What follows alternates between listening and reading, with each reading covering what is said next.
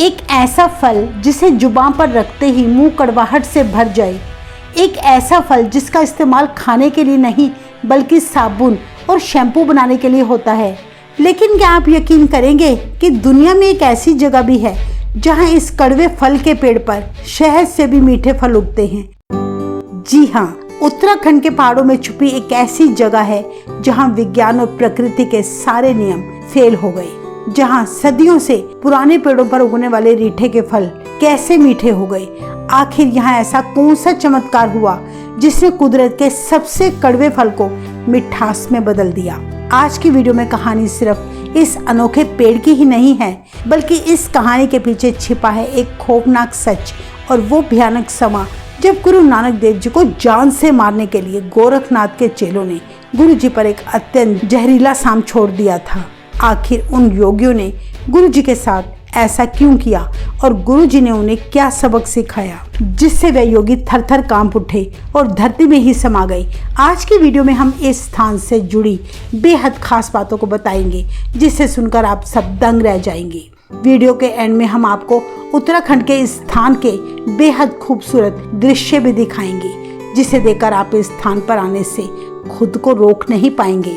So video को पूरा देखें और पसंद आने पर लाइक और शेयर करना ना भूलें। हम इस स्थान का फुल एड्रेस डिस्क्रिप्शन और कमेंट बॉक्स में भी डाल देंगे। तो आइए शुरू करें आज की ये वीडियो। वाहेगुरु, वाहेगुरु, वाहेगुरु। सन 1514 में गुरु नानक देव जी भाई बालाजी और भाई मर्दाना जी के साथ अपनी तीसरी उदासी के दौरान उत्तर दिशा की ओर सत्य धर्म का प्रचार करते और लोगों को प्रभु भक्ति का सही रास्ता दिखाते हुए उत्तराखंड में गोरखमत्ता पहुंचे।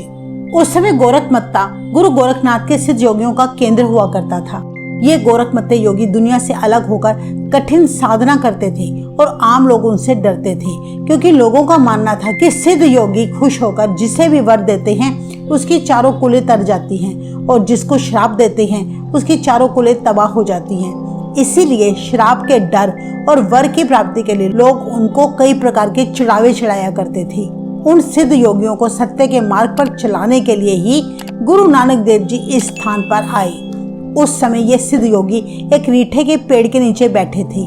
गुरु नानक देव जी भाई बाला और मर्दाना जी के साथ उसी पेड़ के नीचे आ बैठे और फिर गुरु जी शब्द कीर्तन करने लगे। योगी झंगरनाथ और भंगरनाथ गुरु जी के पास आकर बैठ गए, जिन्होंने गुरु जी से कई प्रकार के प्रश्न किए। उनके जवाब में गुरु नानक देव जी ने कहा, हे सिद्ध योगियों, तुम दुनिया से अलग होकर एकांत में रहते हो।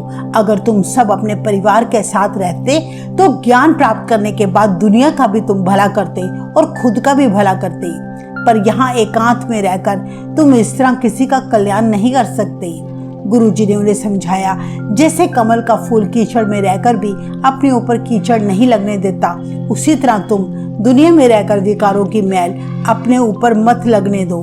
तब गुरु जी ने यह भी बताया कि केवल बाहरी वेशभूषा और कठिन तपस्या से नहीं, बल्कि सत्य, सेवा और प्रभु का नाम जपने से ही प्रभु की प्राप्ति होती है। जिस स्थान पर गुरु नानक देव जी और सिद्धों के बीच ज्ञान चर्चा हुई थी, ये वही स्थान है जिसके अब आप दर्शन कर रहे हैं। एक दिन गुरु नानक देव जी से भाई मर्दाना जी ने कहा कि मुझे गुरु जी बड़ी भूख लगी है। तब गुरु जी ने उन सिद्धों की तरफ इशारा करते हुए कहा, तुम जाकर इनसे भोजन मांग लो। जब भाई मर्दाना जी सिद्धों से भोजन मांगने लगे तो सिद्धों ने बड़े गुस्से में आकर कहा कि अगर तेरा गुरु इतना ही पहुंचा हुआ है तो जाकर उससे भोजन क्यों नहीं मांग लेता, तो हमारे पास क्या करने आया है। गुरु जी और सिद्ध योगी एक ही पेड़ के नीचे बैठे थे। ये सुनकर गुरु जी ने रीठे के पेड़ की एक टहनी की तरफ इशारा करते हुए कहा, भाई मर्दाना, तुम इस टहनी से ये रीठे का फल तोड़कर खा लो और अपनी भूख शांत कर लो। पर भाई मर्दाना जी ने सोचा, रीठे तो कड़वे और जहरीले होते हैं और ये खाने के लायक भी नहीं होते। पर गुरु जी का हुक्म मानकर वे पेड़ पर चढ़े और रीठे के फल खा लिए। उसी पल एक चमत्कार हुआ। उन्होंने जैसे ही रीठे के फल खाए वे कड़वे होने के बजाय शहद की तरह मीठे हो गए। ऐसा चमत्कार देखकर भाई मर्दाना जी बड़े हैरान हुए। उन्होंने तब उस टहनी के सारे रीठे तोड़कर खा लिए और इस तरह अपनी भूख शांत की। पर जब भाई मर्दाना जी ने सिद्धों की तरफ पेड़ पर लगे रीठे तोड़े तो वे अत्यंत कड़वे थे। असल में गुरु नानक देव जी पेड़ की जिस तरफ बैठे थे महाराज की कृपा दृष्टि से पेड़ की उस तरफ के जहरीले कड़वे रीठे मीठे हो गए, पर जहाँ सिद्ध बैठे थे उस पेड़ की तरफ के रीठे कड़वे ही रह गए। तब गुरुजी ने सिद्धों से कहा, तुम अब अपनी तरफ के रीठे मीठे करके दिखाओ। सिद्धों ने अपनी शक्ति की बड़ी आजमाइश की, बड़े मंत्र पढ़े, पर वे अपनी तरफ वाले रीठे मीठे ना कर पाए। ये देखकर सिद्ध क्रोधित हो गए। उन्होंने तब भाई मर्दाना जी की तरफ अपनी शक्ति से एक जहरीला सांप छोड़ दिया। सांप को अपनी तरफ आता देख भाई मर्दाना जी डर गए। तभी गुरु नानक देव जी ने अपनी अमृतमय दृष्टि से सांप की ओर देखा। उसी पल वह सांप पत्थर बन गया। ढेरनाथ जोगी, जो सिद्धों का प्रधान था, अपनी घोर बेइज्जती सहन न कर सका और अपने चेलों को लेकर वहां से 40 किलोमीटर दूर लोहाघाट जाकर धरती में समा गया, जहां आज भी उसकी समाधि बनी है। जिस स्थान पर गुरु नानक देव जी ने कड़वे रीठे मीठे किए, आज गुरु जी की याद में वहीं पर गुरुद्वारा रीठा साहिब सुशोभित है। ये गुरुद्वारा उत्तराखंड के चंपावत जिले के दयूरी गांव के पास लदिया व रतिया नदी के संगम पर स्थित है। जिस कड़वे रीठे को गुरु नानक देव जी ने मीठा किया था, वो पेड़ आज भी गुरुद्वारा श्री रीठा साहिब में मौजूद है। इतिहास में दी गई जानकारी के अनुसार इसी रीठे के पेड़ के नीचे बैठकर गुरु नानक देव जी, भाई मर्दाना जी और बालाजी ने विश्राम किया था, जो निशानी के तौर पर आज भी गुरुद्वारा साहिब में मौजूद है। समय के साथ साथ ये रीठे का पेड़ अब सूख चुका है। यहाँ के सेवादारों ने इस पेड़ को सूखने से पहले ही इस पेड़ के बीजों से ढेरों रीठों के पेड़ और उगा दिए थे, जिनमें आज भी मीठे रीठे के फल निकलते हैं। इस गुरुद्वारा साहिब के बिल्कुल साथ ही कई रीठे के पेड़ लगे हैं तथा इस गुरुद्वारा साहिब से 10 किलोमीटर की दूरी पर एक बगीचा है, जिसे नानक बगीचा के नाम से जाना जाता है। वहाँ 100 के करीब रीठे के पेड़ है।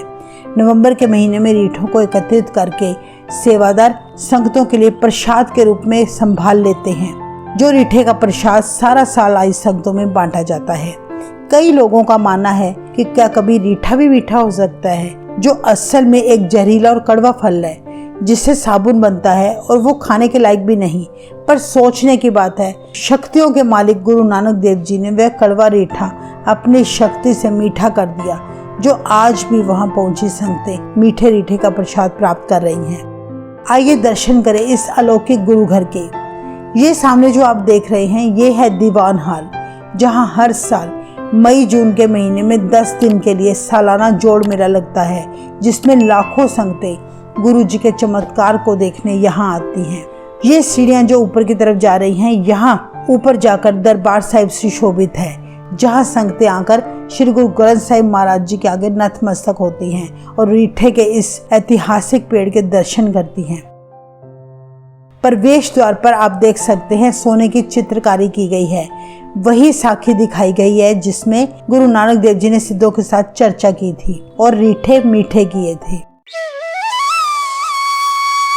अगर हम इस गुरुद्वारा साहिब की प्राकृतिक सुंदरता की बात करें तो ये गुरुद्वारा साहिब चारों ओर बड़ी बड़ी पहाड़ियों से घिरा है और साथ ही यहाँ 2 नदियाँ बहती हैं, जो इस गुरुद्वारा साहिब की सुंदरता में 4 चांद लगाती हैं और यहाँ आने वाली संगतों का मन मोह लेती हैं। इस गुरुद्वारा साहिब का निर्माण 1960 में किया गया था। चारों ओर पहाड़ियों के बीच बसे इस गुरुद्वारा साहिब में गूंजती गुरबानी की रूहानी आवाज सुनकर अलौकिक आनंद और शांति की अनुभूति होती है। यहाँ दूर दराज से आई संगतों के ठहरने के लिए करीब 200 कमरे हैं और लंगर की भी बहुत अच्छी व्यवस्था है। इस तरह गुरु नानक देव जी ने अपने समय में समाज में फैली बुराइयां, अंधविश्वास और पाखंड को दूर करने के लिए धर्म के ठेकेदारों और लालची लोगों के चंगुल से आम दुनिया को मुक्त किया और अपनी कल्याणकारी सोच के साथ सिख धर्म में सभी धर्मों की अच्छाइयों को भी शामिल किया। यहाँ एक और हैरान करने वाली बात है कि अगर कोई संगत आसपास के लगे पेड़ों से रीठा तोड़कर खाए तो उन्हें वही रीठा मीठा नहीं लगता, पर जब यही रीठा प्रसाद के रूप में सेवादारों द्वारा दिया जाता है तो वह रीठा गुरु नानक देव जी के वरदान से मीठा लगता है। इसलिए वहां आने वाली सभी संगतों को गुरु घर के द्वारा हिदायत दी जाती है कि वे खुद से पेड़ों से रीठा ना तोड़े। अब हम आपको बताएंगे कि आप गुरुद्वारा रीठा साहिब कैसे पहुंच सकते हैं। यदि आप बाई एयर आ रहे हैं तो सबसे नज़दीकी एयरपोर्ट पंतनगर है। यहाँ से गुरुद्वारा रीठा साहिब 140 किलोमीटर दूर है। एयरपोर्ट से टैक्सी आसानी से मिल जाती है, फिर आप 5 घंटे में गुरुद्वारा साहिब पहुँच जाएंगे। अगर आप ट्रेन से सफ़र करना चाहते हैं तो गुरुद्वारा साहिब के सबसे नज़दीक टनकपुर रेलवे स्टेशन है। ये गुरुद्वारा साहिब से 80 किलोमीटर दूर है। गुरुद्वारा श्री रीठा साहिब का वातावरण इतना शांत और पवित्र है, ऐसा महसूस होता है कि मानो प्रकृति स्वयं ईश्वर की भक्ति में लीन हो। शहरों की भागदौड़, शोर शराबे और तनाव से दूर ये स्थान हर श्रद्धालु को मानसिक शांति, पॉजिटिव एनर्जी और आध्यात्मिक आनंद का अनुभव कराता है। यही कारण है कि जो भी श्रद्धालु एक बार गुरुद्वारा श्री रीठा साहिब में आता है, वह यहाँ की प्राकृतिक सुंदरता, शांत वातावरण और आध्यात्मिक अनुभूति को जीवन भर नहीं भूल सकता। अगर आपको अपने जीवन में मौका मिले तो एक बार आप इस स्थान पर जरूर आए और मीठे रीठे का प्रसाद छककर गुरु नानक देव जी की शक्ति के साकार दर्शन करें। तो ये थी गुरुद्वारा श्री रीठा साहिब की पूरी जानकारी। अगर आप यहाँ आना चाहते हैं तो गुरुद्वारा साहिब की मैप लोकेशन हमने इस वीडियो के डिस्क्रिप्शन में डाल दी है। वाहेगुरु जी का खालसा, वाहेगुरु जी की फतेह।